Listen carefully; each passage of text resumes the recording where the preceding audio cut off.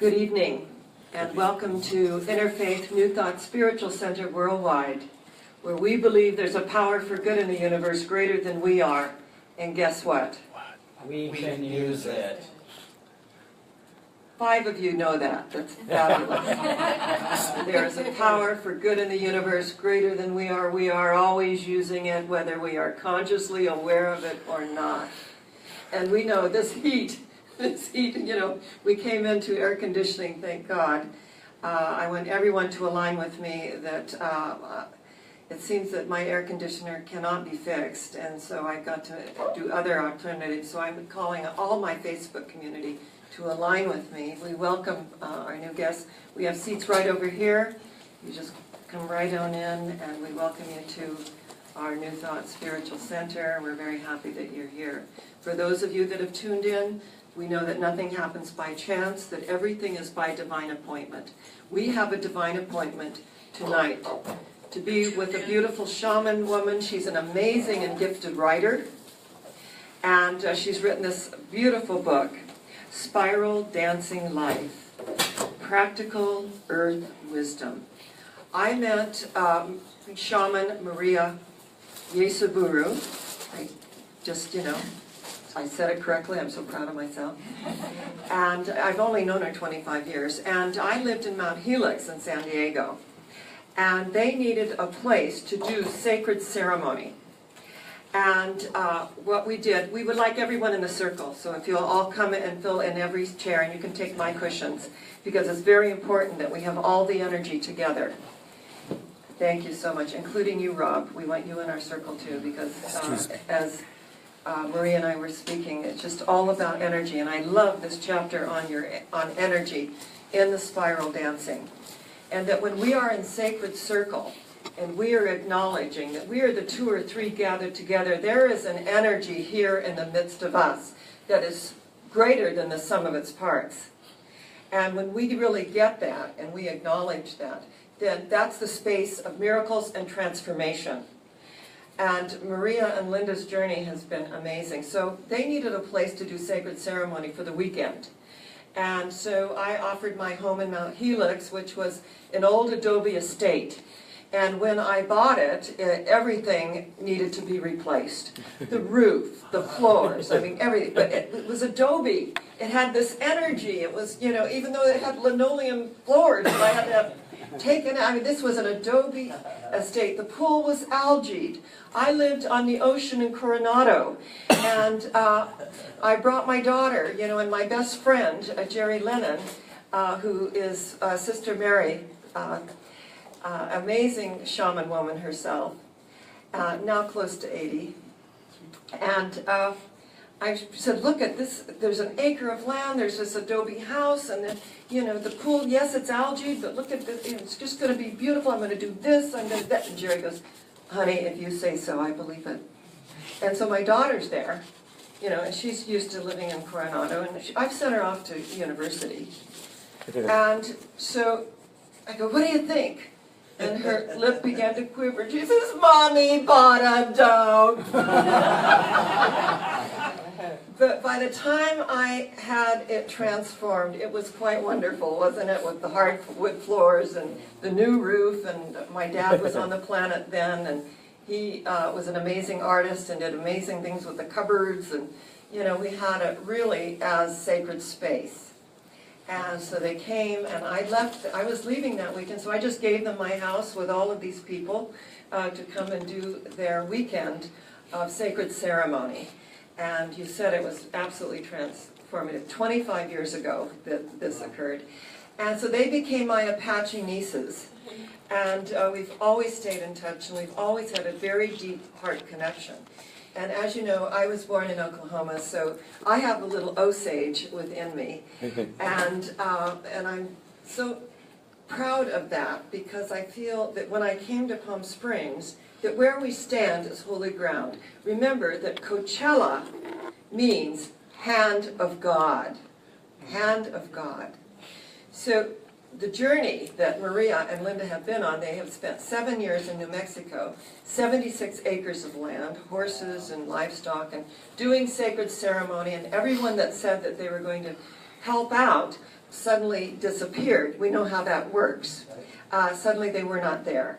And so energetically they just put one foot in front of the other and did what needed to be done.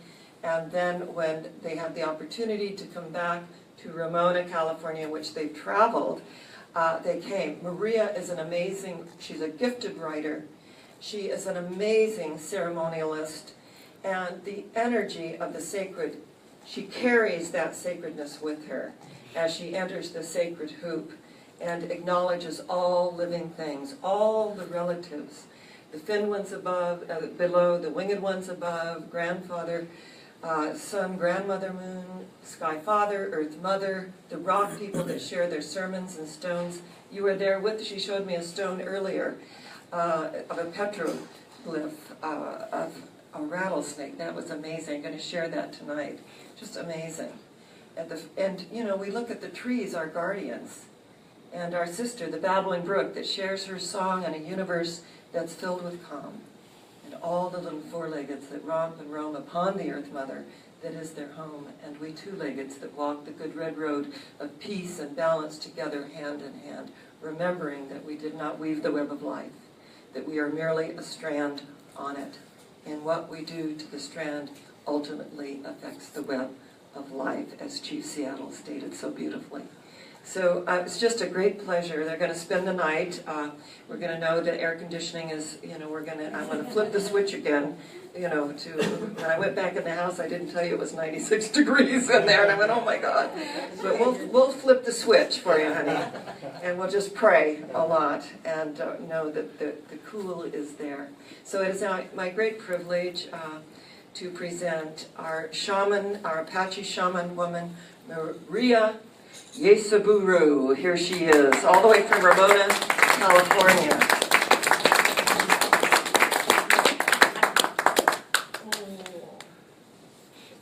So this is my auntie. Yes. She has been friends with my mother far longer than me. Her and Gwendale Cooper have been together forever. And about 25 years ago, I fell into a whole circle of aunties that we still work with to this day. And I was their guardian on many occasions. So I'm honored to be here. It's wonderful. We're just so thrilled. We're so thrilled. And when Tricia told me she was, sat there for a few moments, a blink of an eye, I'm like, we're back. You need anything, call us. And she did. So here we are. Hello, Degota, Shigota Dai. Welcome my family of spirit. We're going to see if we can do this little talk and have it make sense, okay? I have all my teeth pulled like 7 to 10 days ago, and these are new, and so I'm still learning how to use them. So if I doing well. at any of you, I apologize. We're here today to talk about spirit guides. And how many of you know your spirit guide? Let's ask that. Okay. So there's a few things that I want to talk about spirit guides. And we have animal totem guides. We have ancestors. We have what we call kachinas, which are like archangels. And then we have a multitude of others that are in between the spaces. And they are all there to help us. And they manifest themselves in different ways here on the planet. We're seeing a lot of them come through now as light beings, orbs.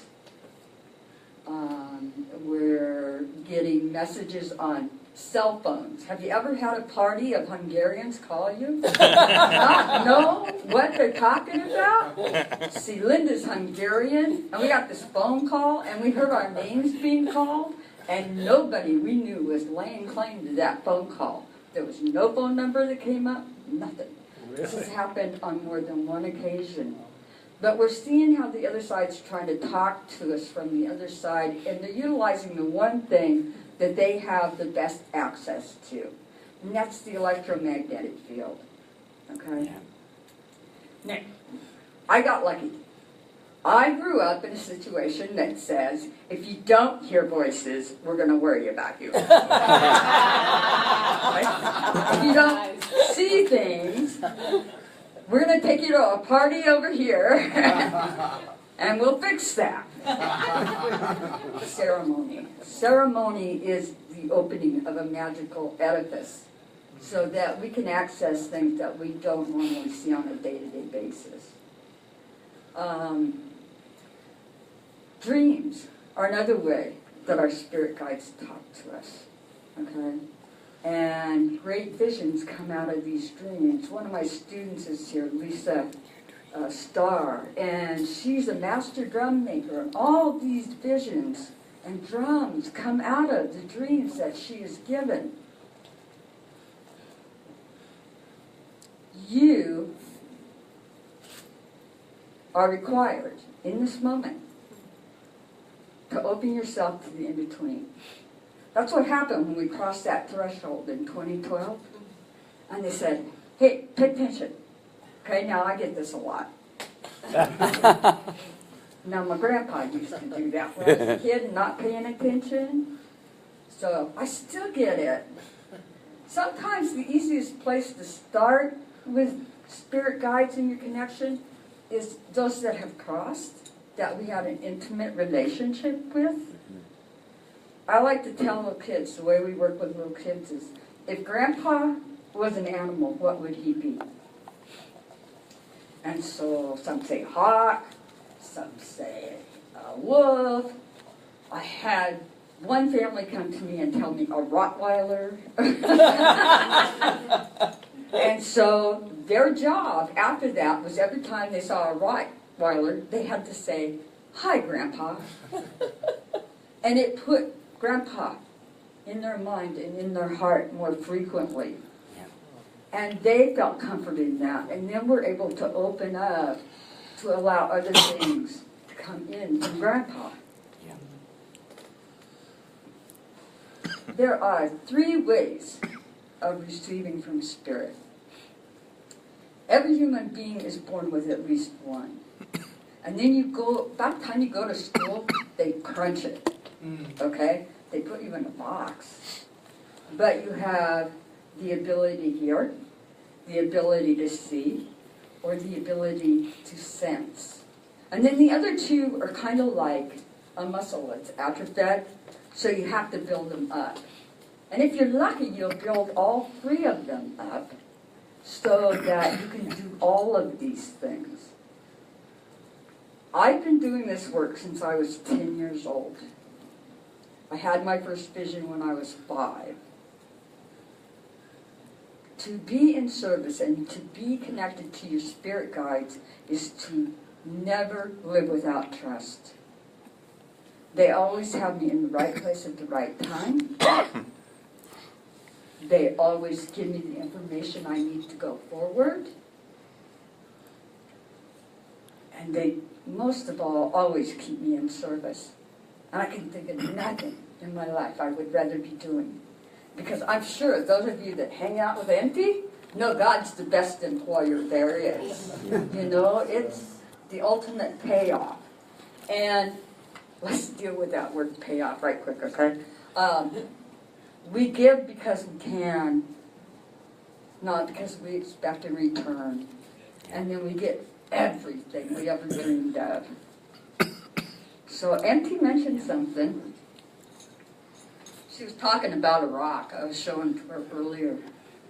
And one of the things that happens is I live my life by the miraculous and by what my spirit guides tell me. And every morning, we get up, we say morning prayers. Okay, that's where we start every morning. It sets the tone for a good day. Well, you know what this got me? I'm now the prayer maker for the Sedona Journal and have been for the last 4 years. Okay, so there you have it. And by asking for signs with everything, I know my decisions may come with challenges, but for the most part, they're going to be spot on. Okay? Now, life was meant to be challenging, but it was not meant to be stressful. And the stress goes away when you're in contact with your spirit guides. So we've been all over California and the western United States doing our work for the last 25 years. And at one point, it became time to go home, to go to New Mexico. And so we were out with elders looking at a place one day, and we had a Hema elder, who's Native, in case you don't know that tribe, and we had an Hawaiian Kahuna elder. And they were looking around. They were more interested in rocks than anything else. And we asked for a sign that day. Is this where we're going, where we're supposed to be? Well, they find this rock. It's this nice little sandstone rock.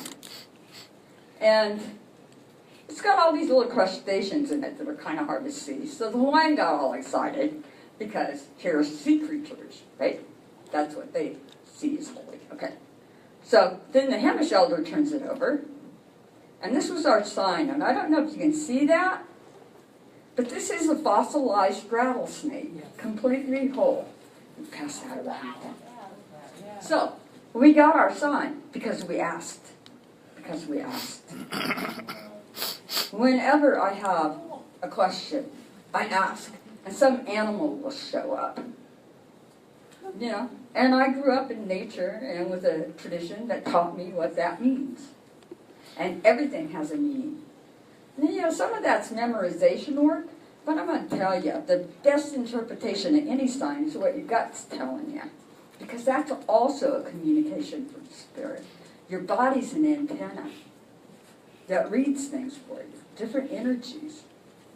So I miraculously showed up at Aunt Sharon's house while she was running that way, and we were unloading the car, and we hugged. Simultaneous. Synchronicity. Synchronicity is magic.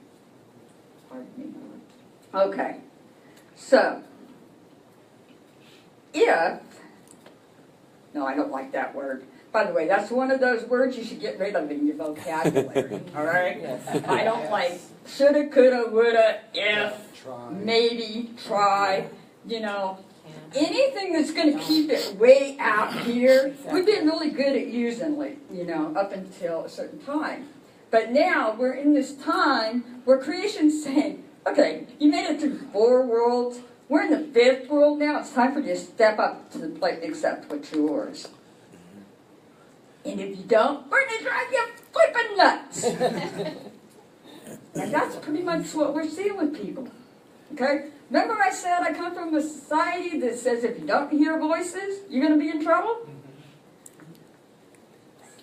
We don't put you on medication. We don't have, well, we do now, okay. Reservation system brought that in.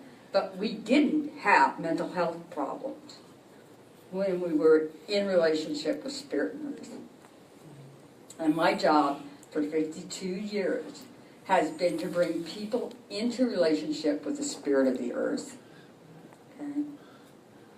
My guides, I'm Tilstayan, which means snake clan. So snake is one of my allies. Hawk is another one of my allies, and the turtle. Those are probably the 3 main ones. Okay? And then I have all my dead relatives that talk more in my head now than they ever did when they were alive. You know, and here's some things. We're going to do a short journey here in a minute so you guys can like maybe hook up with your guide. But I'm going to lay some ground rules for you, okay? 1, you have the right to say no, okay? Just because they say it don't mean you have to do it.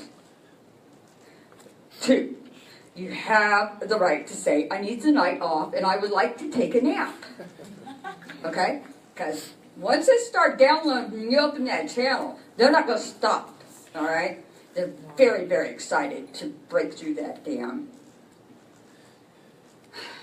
The other thing is, when you do listen, you have the right to tell them one at a time. One at a time. Because if you don't, it's like being at a cocktail party or something where everybody's talking at once. Now, I haven't been to one of those in almost 40 years, but, you know, they're all talking at once, and this conversation's going on over here, and this conversation's going over here, and that conversation's going over there. So how can you hear any of it and act on it? Okay. Now there is something new that I've learned since we hit 2012. Okay. And this is about active and inactive energy or receptive energy. Some people like to call it masculine and feminine, but then we get into all kinds of nasty things here on earth about that one. Before 2012, sit down, meditate, I'd say my prayers, sit down, meditate, open my eyes, active energy. Go make what they brought you happen. Active. Now, it's say my prayers, sit down, do my meditation, receive their message, and I open my eyes. Now I watch for the first step. I wait. I wait. It's not an instantaneous thing. And we were talking a little bit earlier about how slowing down has actually afforded us the opportunity to get more done. Yeah. Okay? So all those things that you think you have to fill your schedule with is keeping you from your partnership with Spirit. Okay? So I go through and I prioritize the things in my life, and a whole bunch went away because it was just to be active and fill up time.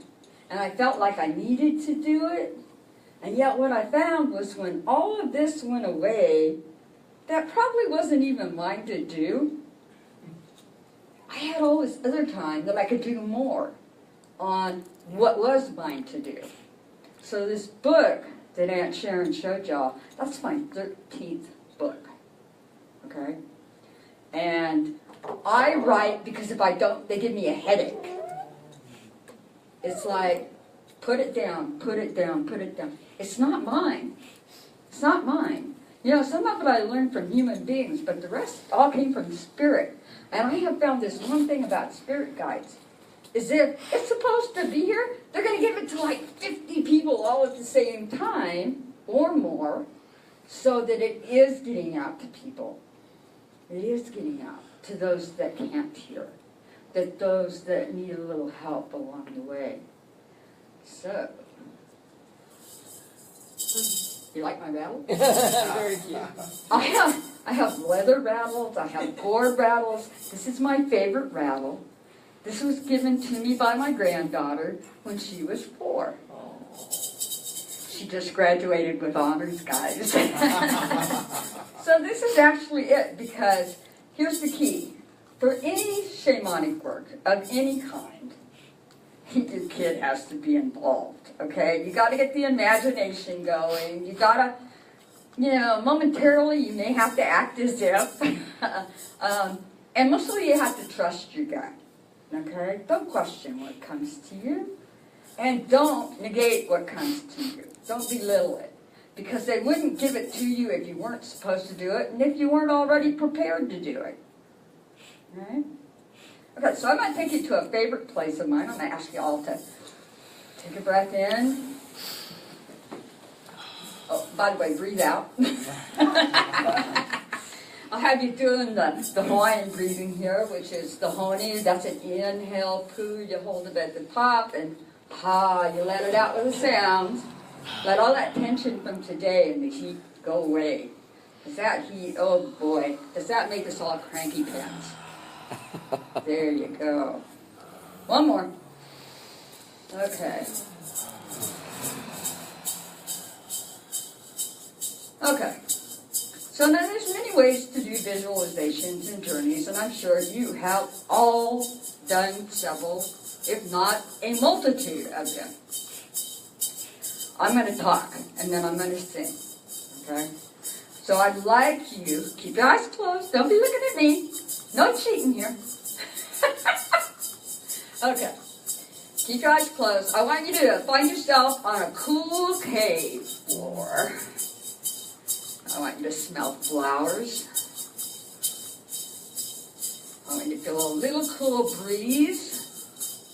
Maybe a little moisture in the air. You know, sometimes in caves they've got water dripping. We call that tanaja, the hidden waters. Okay. So you're going to be looking at a rock wall. And light's going to come from the center of that rock. Light, yeah. Come from the center of that rock wall. And it's going to grow. It's going to be like a movie screen. Okay?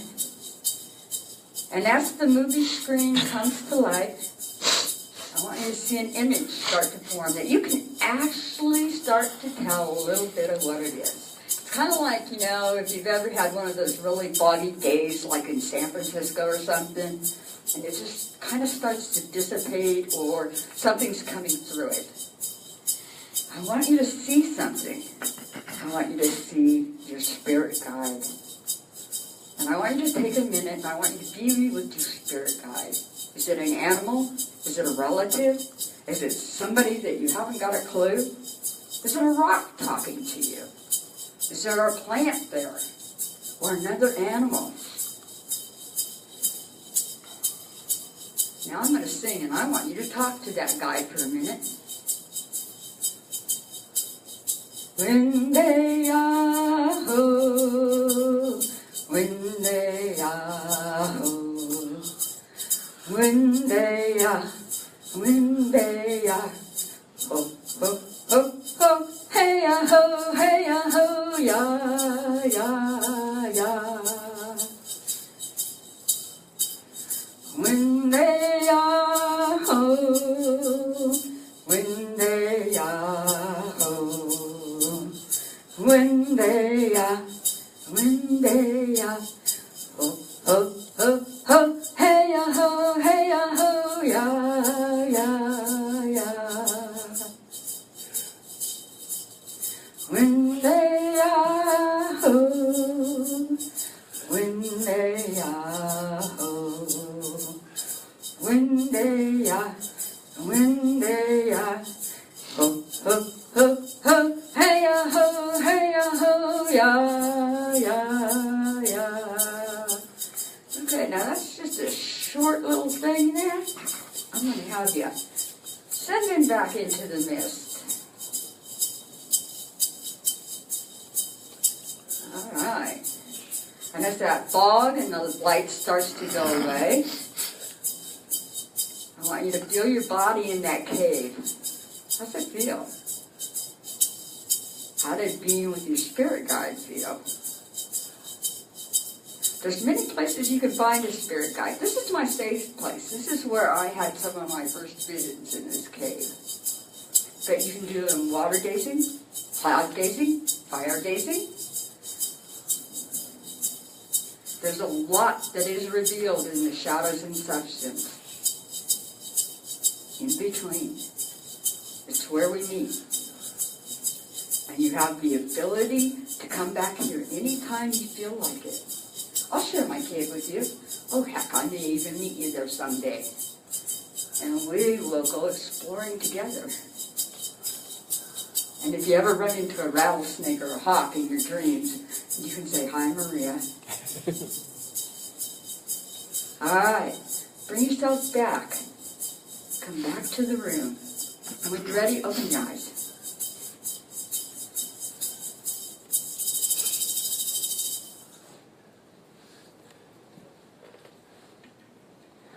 When I was little, 5 years old, I got up one morning and I went out playing with the bugs and the critters where I grew up. Found my way down to our little pond that we had, and there was a hole, right? Bright, shiny thing down in the hole. I reached in. I got bit by a rattlesnake. He was in the hole too. Sat down, waiting for my family, because I'm snake clan, okay? So you learn quick what to do about snakes, okay? Most of the time we sing to them and they go away. Not if you intrude in their space. So I sat down waiting for one of my relatives to come find me, and I trusted that. And I had my first vision. And my first vision was of this woman, and I called her the Lady of the Lake, okay? Didn't know about King Arthur yet, but I knew that. I called her the Lady of the Lake when I was kind of like relaying the story back to the elders. And she sat there, and she talked to me, and she kept me within this space while the snake venom was pumping through me. And she disappeared about the time that my cousin showed up and took me back to Grandpa. And they used the herbs and the magic they know to make me be okay. It was my first initiation. It was something my family got so excited about. Okay? Now, since then, I've gotten bit twice more. I've gotten hit by lightning. And I've had 3 near-death experiences. Not related to any of those other things. Okay? One time I froze to death. Long stories, okay? The point of this was that this spirit guide stayed with me for a while. And I think the last time I actually saw her in spirit form, I was 16 years old. And she would come and she would sit down in me. Now, if that's not one freaky thing, because you're not only feeling your heartbeat, you're feeling somebody else's heartbeat, and you're looking through 2 perspectives through your eyes. And then, I don't know if I grew up enough or exactly what, but she kind of went away, and there was another one that came along. And by the way, they do change out periodically, okay, depending on what you need. And then I went along, doing my life, went to college, husband, kids. And one day, I'm in an art gallery teaching a class on animals and what they mean, how to read the signs. And the woman walked into the gallery, alive, well, and now sitting over there. And we've been married 20 years now. Now here's the thing I want you to know. When she came and sat with me, this woman wasn't born yet. She was born a year later. And we've been connected all this time since she was on the other side. This is one experience with spirit guides. You may hear some people talk about twin flames. Okay? I want to teach you what I know about twin flames and soulmates. And this is something that my elders taught me way, way, way back. And that was soulmate. You've had many lifetimes together. So when you find each other, it's a repeat. You are so familiar with each other, you just pick up where you left off. Okay? Twin flame. Twin flame is probably the highest form of spirit guide that you have. All right? When the twin flame's out there, you're here. When the twin flame's here in the physical, you're out there as the spirit guide. And you're never walking on the planet at the same time. But you're watching over each other constantly. Okay? So that's one of the things I know. So I'm trying to jam a lot of information into you guys in a very short time. But I would like to hear, just briefly, anybody want to share what they saw in the cave? Oh, come on, you guys. I happen to know this is an interactive group. All right. Yes, dear. Something I didn't expect. So I was in the cave, and right before that, I actually smelled rose and jasmine, like right here. Like Yeah. Literally. I don't know if it was anyone of you. I smelled the rose. Yeah, it was very, very clear. And then the screen, actually the wall kind of like opened up like that. It was more fiery than it was the screen. It seemed more fiery than Right. misty water. And this like tall, lanky, kind of iridescent blue, like glittery, like Julian sandal, like that, but just the full skin of that. She kind of came out and was just very extraterrestrial, looked like, I guess, Oh. sort of, maybe, kind of. Ah. You know, she didn't really have a face, like it was a whole like soft body on her. Yeah. Luminous. Yeah, never, not seen that. Not seen that. Like, Okay. never. Well, there's another one for you. Y'all believe in E.T.? Yeah. I've had experience with them. For us, that's, well, you know, you hear in our prayers and in different ceremonies, we talk about the star nations. My clan probably most strongly identifies with the Pleiades and the Seven Sisters. So we have 7 main clans. There's a total of 64 clans. And so it follows pretty much the same kind of, I don't know what you would call it actually. That's probably the biggest problem you're going to have with a lot of this stuff is how do we talk about it? How do we talk about it?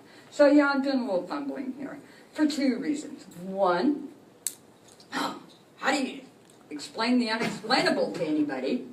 And 2, it's kind of hard for me to understand sometimes how you guys don't do this because I don't know any other way, okay? And I have sympathy for you. And I'm there to help you discover how to do this and how to connect. But I honestly, sometimes when people tell me they're going through certain things, I can't relate because I've never been there. Okay. Linda, can I have my water? So, extraterrestrials, animals, most people when we do spirit guide classes come up with an animal. So if you don't want to share, just tell me how many of you saw an animal by raising your hand. Okay. Animals are probably the easiest form next to that dead relative for hooking into spirit guides, okay? Because we all got that little kid part of us that wanted to drag all the puppies home. You know, the easiest way to fashion and learn mental telepathy is with an animal, a pet. So these are really strong hallmarks in your journey when you have a closer relationship. Because whether you identified it with mental telepathy and a spirit guide or not, that's what was going on. This animal was helping you heal. This animal was helping you learn about parts of yourself. Okay? And everything's a reflection. Everything's reciprocal. Whoa, I said that and it worked. Okay. So, with the animals, there's a thing that we do, if you want to try it, and we think out. We call it yaodashiro, from where we think and where we see. And it's from your third eye, okay? So, like, we go out and we practice all the time because she's a photographer. And so we will silently, we'll give a little offering, some tobacco or cornmeal, and we will just think out. And next time we know, here comes a horse down from the top of the mountain down to see us at the fence. Or at the zoo, we had a jaguar come up, tiger, and want their ears scratched. And, you know, I sit on beehives and do different things. I'm not really afraid of animals of any kind, not even the ones most people fear. I have never found anything in nature to be afraid of, only wacky humans. Okay? Now, by wacky humans, I mean fractured humans. We have completely fractured our psyche, and now is the time, we call this fifth world Tanashkada, the great coming together, because we're pulling it all back together, okay? So a lot of people are having memories show up, and they're like, whoa, I didn't remember that. A lot of things are starting to fall in place. How many of you are having sensitivity to the energies of the earth changes? Okay, guess what? That's another spirit guide. Mom is all about us, and we're empathic. Empathic is another form of communication, okay? So, you know, if you're on a fracture zone, or a, what do they call that now?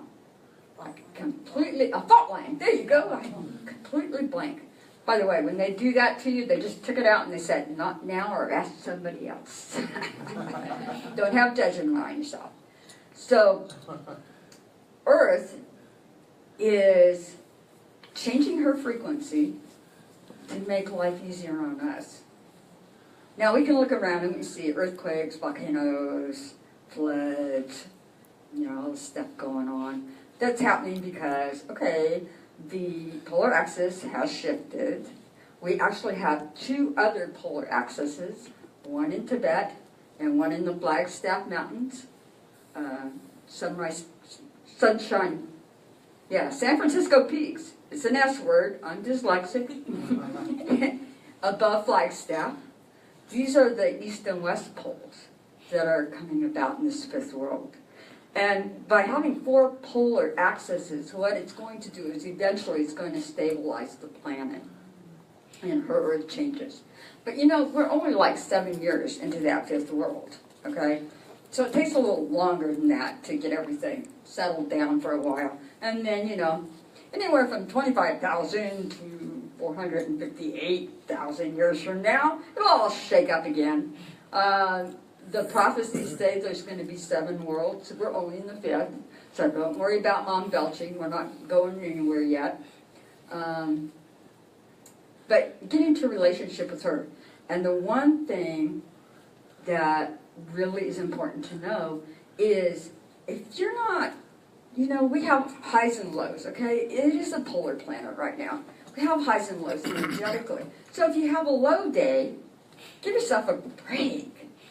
You know, you get a cold, guess what I got taught a cold tour? Creator's order to take a personal time out. And if you're not doing it for yourself, they're going to make you do it. Yeah. By giving you a cold or flu. Okay? So these are things that if you don't have judgment on it, and believe it or not, living with a spirit guide takes all that judgment away. Because you can blame them. Not really.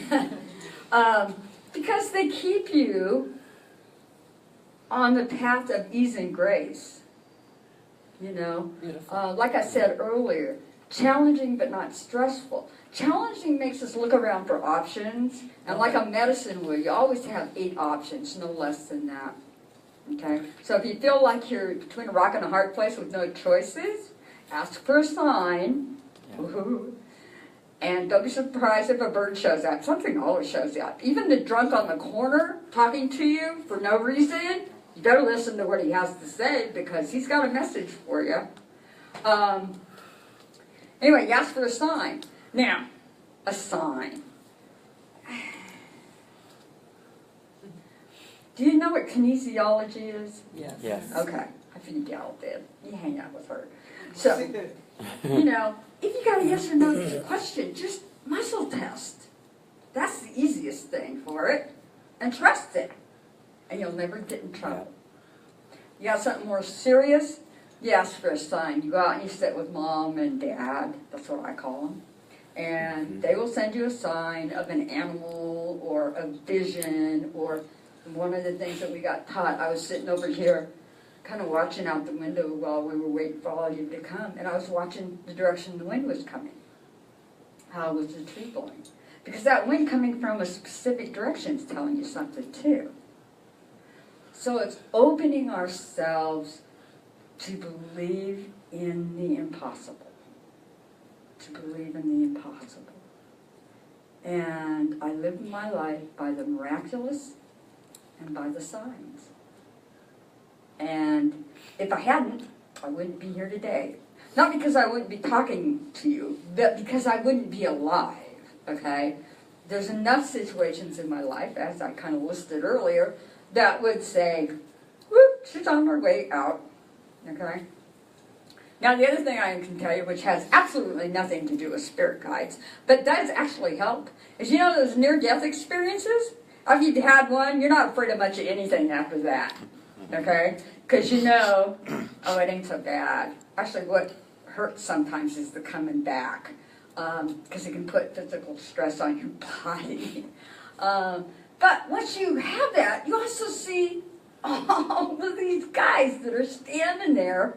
Girls too, by the way, just, that's a term, okay? I have feminist friends, okay, so I had one tell me, I won't talk to you again until you stop calling women guys, okay? So we don't talk.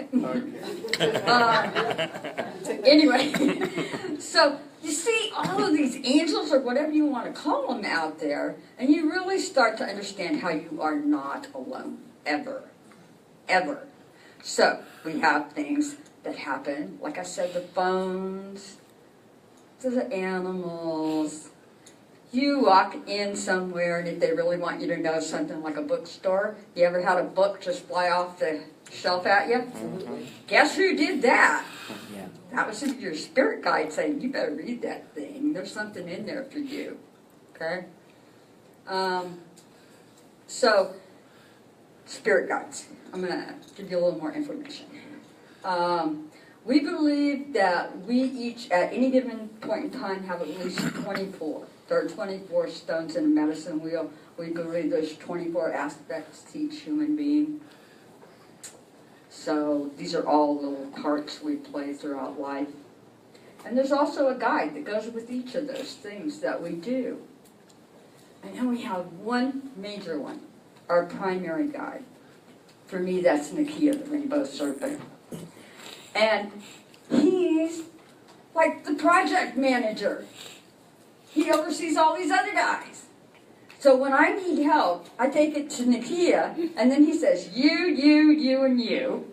And they come and help me with this. And he says, okay, this is who's working on it. And he oversees it all. Okay? So you don't have to do all that stuff. So being in a relationship with Earth, with Spirit, with our spirit guides and our ancestors, and the little divas under the plants, the fairies, minahunis, whatever you want to call them. We call them Doliati back home. All of these things are things that you can have relationship with. They're all sentient beings. I think I'm using that correctly. They have thought, they can communicate, and they want to. They really want to communicate with you. So, I have learned that if you don't ask, it's your own fault. Okay? It's your own fault. So whether you're praying to God or whatever you're calling that big force out there, if you're not talking to your ancestors, guess what your ancestors can do for you? They can keep you from making all the mistakes they made. Sounds like something a mother would say, huh? I want you to learn from all my lessons. Guess what? It doesn't stop when they go on the other side. They're like saying, here, follow our footsteps, and we will sweep your path clean. Yep. Yeah, and they do. Yes, they do. They do. They make, when you throw that jigsaw puzzle pieces up in the air, it magically lands on the ground and it all comes together. And you didn't have to do nothing but throw it up in the air. So this is what's available to us. This is how we do this. And we go from day to day to day to day to day to day to day. And remember, the steps on your journey are just as important as the vision they give you for over there. It's how you walk the path that's relevant. Because if they just pick you up and put you over here, you don't appreciate it at all. You also don't own it. We have a practice called non-interference. Some of my students don't like that term. It means that basically they told me butt out that I'm not supposed to read for you. You have to find it yourself. So we back up and we hold space, but we don't do it for you. Okay? We have to own some things ourselves. We have to own our own power, hakuni. We have to claim that and we have to own it. All right? So just know you already have it. And basically that claiming of it is acknowledging it. And then owning it is actually working it, going out and doing something with it. Keys to that, and to your spirit guide, happened when you were little, before you got socialized. So like animals that you used to gravitate to. More than likely that's what your spirit guide is, okay? Your imaginary friend, guess what? They're not imaginary. That was your spirit guide. Okay? And then they wanted us to all stop so that nobody would think we were crazy. or heretics, you know. So, if you do this, you have been possessed. You know, the Incans called this the time of meeting oneself. And what that means is that we have a past life now that's coming and actually sitting down inside of us that helped us become more. When I was struck by lightning, I probably had the biggest change in my life, because within a year, my great-grandmother came and sat down inside of me and has not left yet. All of a sudden, you know, I used to channel like this, auto-writing, right? And then I'd paint. But to have somebody sit down in you and then start talking, or even more exciting, is when you look in the mirror and it's not you looking back. That was a little startling. But this is something that happens. That happens. And the more you get involved in relationship with spirit, the less dramatic it actually feels, you know, and the easier it is to deal with. But when you start to do things like that, to that extreme of what we're talking about, you want to be sure you're taking care of your body. Because if you're not, their frequencies are higher than ours. And when they come into your body, it can give you burnout really quick. Really quick.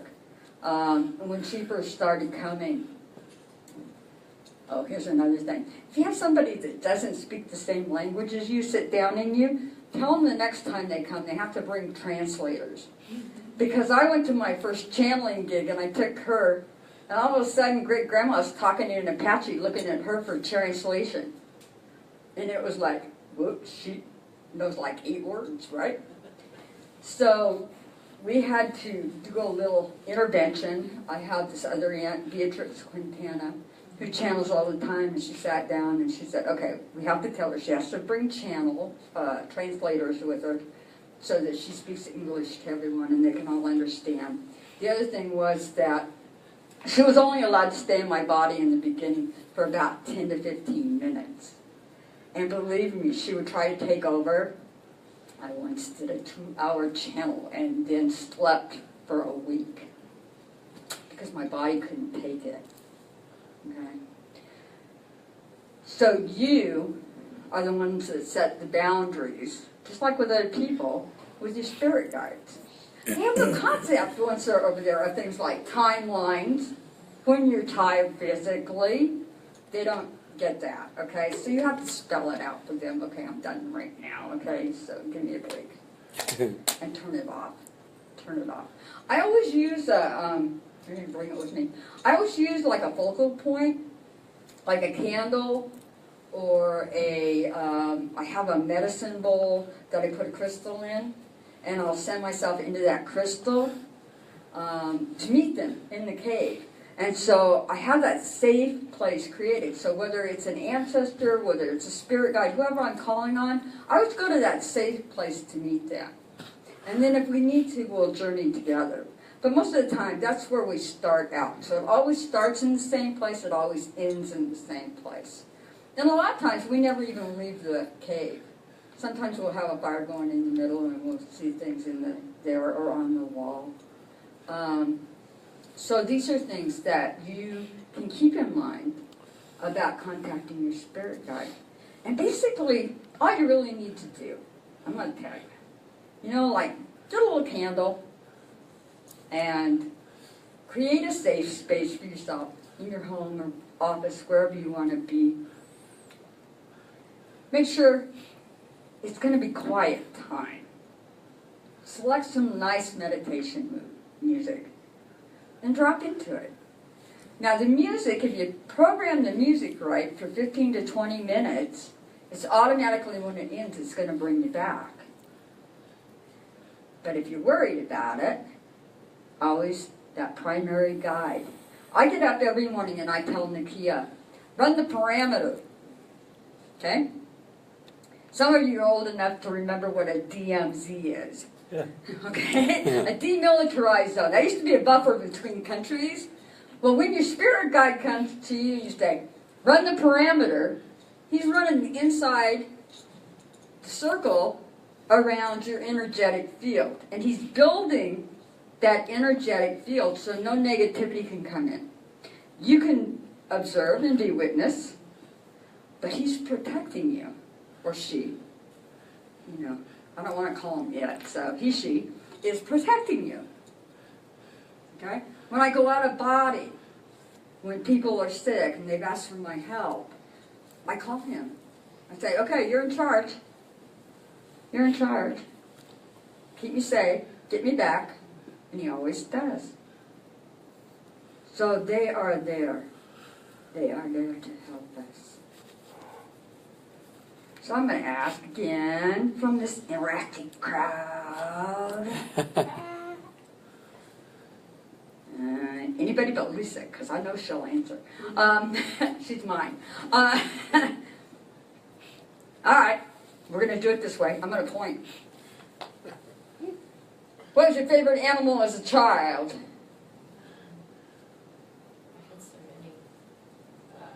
A deer. Deer? Yeah. That's a good totem to have. It is my guide now. Yeah, I now know. very good. I grew up in West Virginia, the woods. Yeah. Sorry, now that makes sense. Yeah. Deer is all about gentleness and love, and yet, you know, you got rutting season, right? So you have that tenacity within you. That's what the deer said. Yeah. You can melt anything with the eyes of love, but you also have the tenacity to hold your boundaries as to what you need. Okay? And he will be there. She will be there for you. Beautiful. Okay. All right. Da, da, da, da, da. Red shirt. Oh, me? Yeah. What's your favorite, or what was your favorite animal as a child, or what's your totem now? I don't know what my totem is now. Okay. As a child, my favorite animal, what comes into my head is my dog Bernie. God, Bernie. Dog Bernie. I like that, Bernie. I voted for Bernie. Okay. Well, part way through, I voted for Bernie. So, by the way, you cannot be political and spiritual at the same time, okay? Just know that. If you're spiritual, you actually know everything serves a purpose. But it doesn't mean we're irresponsible either. Exactly. We do try to move things forward in a positive momentum. Yes. So dogs. Dogs are like one step down from wolf, okay? So loyalty, family, protection, and big, big time inner child healer. Okay? A lot of times when we have gone through traumatic things, we will actually take that little kid of ours, and to keep them safe, we'll deposit them in one of our critters. Okay? And so that animal then carries that child safely until it's time for that animal to leave, and then they give it back to us. If you're a healer of any kind, I will warn you about that though. Massage therapists or anybody that does outcalls, if you're going to someone's home to work on them and they have a pet, especially a dog, make sure that while you're working on them, the dog's put away. Don't have them in the room for two reasons. When we do release work and healing, it often goes into that animal. So I had a dog one time that was at the ranch that we were doing ceremony at, out in Tehachapi, and we had just come out of Sweat Lodge with all these people releasing, and Wrangler ran right inside the Sweat Lodge, and after that he had asthma attacks, and he had a major one. He almost died that day. But after that, it stayed with him, and it never went away. So one, you want to protect the animal, okay? The other thing is that sometimes they like to be the protector part, which means if you're doing a release ceremony with someone and they're screaming bloody murder, which is part of it, that dog may decide you look awfully nummy, you know, and take a huge hunk out of you to protect the person they belong to. So you want to be aware of a lot of things. That's the other thing spirit guides do for you, is they allow you to see how the puzzle comes together on many, many levels. Okay? Not just this one that's like this. the blinder thing. We start to exist more on a cyclic or circle timing, and then it goes into multidimensional. So I see they're giving me the watch. Is it time to ask? Okay. Anybody got questions? Yes, sir. When we did the meditation in the cave, mine was an ocean cave, and I'd seen it many times, but in this particular visit, the water was going out of the cave, and the water was multiple colors, gold, maroon, bright blue, and they were mixing together, and it was going out into the ocean. And that's the first time I've ever seen that. Wow. Okay, so again, multidimensional meanings here. One, water, we know we're dealing with emotions, okay? The maroon for me represents more of the masculine form of creation. The blues are more about myself. What was the other color you mentioned? Gold. Gold. Okay, gold. Gold is all about grandmother kind of energy and visioning the sun, that kind of thing. So when we work with gold, it's kind of. How many of you wear gold jewelry? Okay. I grew up not being able to wear gold jewelry, and I never have. Not because I can't or I'm allergic or anything like that, but because we got taught that's the blood of the earth. The oro is the blood of the earth. And so to take the blood of the earth is to disturb the magnetics of the earth. Okay? So this is one thing that the gold color would also talk to me about, the balance of power within you. Okay, and how you're dealing with that masculine and feminine dance that we all do. Yeah. Recently, my mother and father passed. When she mentioned her color in the iridescent blue, it absolutely was my mother. She described her, and I don't mean to take away from her what she experienced, but I have to say that she described my mother exactly how she appeared in me, connecting. Good. I don't think also, if people have doubts, what she says is very, very certain. Because being here, as she has said, Coachella, the valley of, God's hand and all, is really, really significant. She has been a very dominant force for me to understand what occurred after my parents. And you don't necessarily have to go into, when you meditate, you can meditate. But also, there are beautiful days here where I actually can communicate with my parents to a great, great degree. Yes, very good, very good. By the way, meditation to me doesn't mean going empty mind, okay? It means free-flowing thought, and I just don't try to interpret it till I get out. Yeah.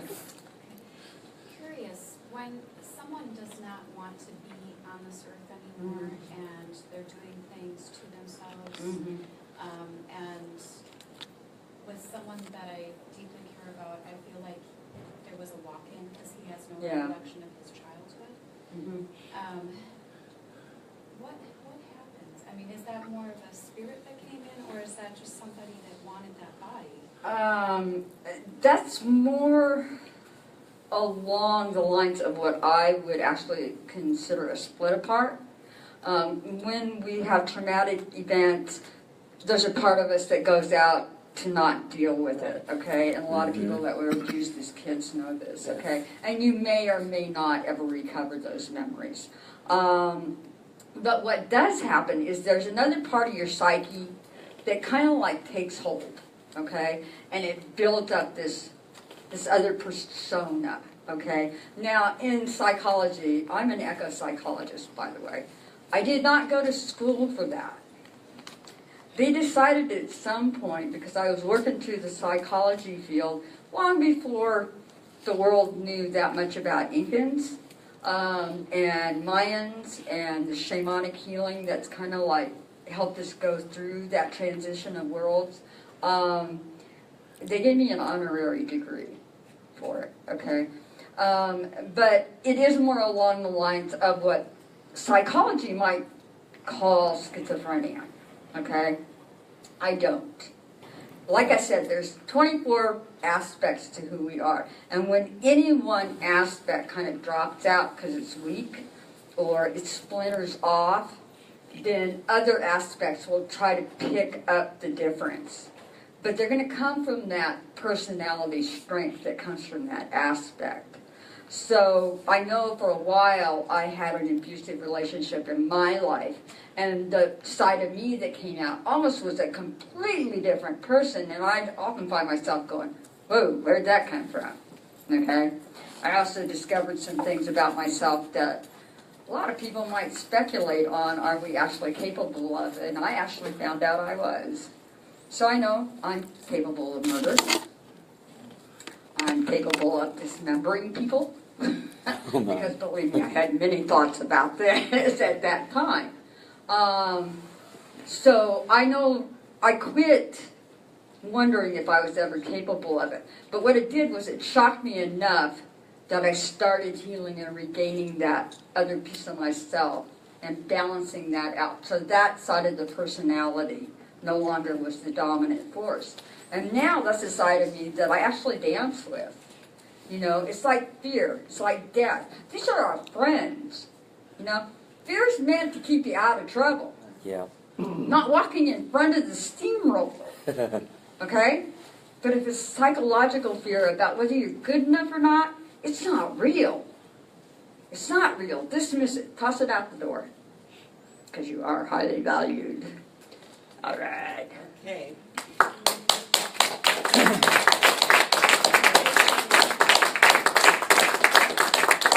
What an amazing amount of information in such a relatively short amount of time. I mean, you are, isn't she amazing? Yeah. Absolutely amazing. She did bring some books, a limited number of her beautiful spiral dance book that I love what you wrote about the ancestors and connection in that book. And I want you to know that in the 80s, there was a beautiful artist. And I described to this artist, because we were doing a lot, I was working with the High Chiefess of the Pueblo Nation, Kachi. And I was doing vision quests and dolphin runs, and just with Kachi, just the two of us. We did a few group things, but my schedule was such, you know, having 3,000 people in my congregation, that I could not really get away that readily. So we did a lot of private sessions. And there was a beautiful artist in Circle, and I described to her my spirit guide. And she created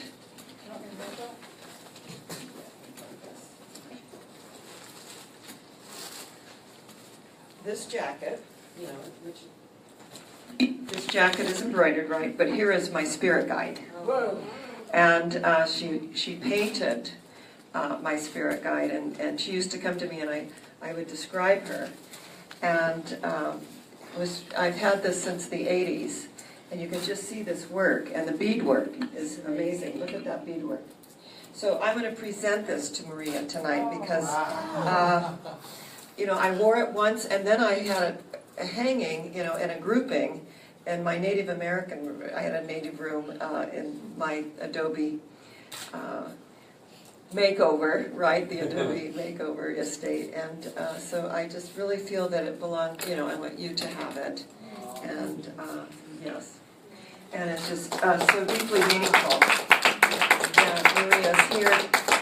She and Linda came. Linda, come up here so we can say hi to our viewing audience. This is Maria's partner, Linda, who that went over on this side, please. When she came, and she's an amazing photographer. She brought some of her work, and she creates these beautiful cards, and it's such a heart of soul. And as a massage therapist, who she has worked on me and has magic hands, just amazing. And I want to say to our viewing audience that we have world-class speakers that come from really all over the world to be with us here in Palm Springs. And the fact that, you know, here we are at the summer solstice, when people are leaving by droves, leaving the desert, you all came tonight because you were called here. We had a divine appointment. We each really got what we needed from tonight. And when I was a little girl, I was 2 years old, I had a little brown bunny that came to the window and spoke to me. Yeah. So wherever I am, that brown bunny comes to me, and we have amazing conversations, and then also the white dove, which is another one of my totems. So energetically, there's such a deep connection that we feel one with the other. And as we open the space to allow Spirit to do what Spirit does best, which is what? To love. Yeah. To love. And I think that's the message in all of this, is that everything here is for our highest good and the opportunity that we have to make a difference. So if you tuned in tonight and you received this beautiful energy, I want to thank you. We've had many of our beautiful video audience send in their tithes and love offerings because they're receiving so much from what we're giving. I want to wiggle my ear for Beverly, is you're tuning in, and we love you. And all of you, Emma, who are contributing to our ministry from people all over the world, and we're so deeply grateful. And so it is, and thank you.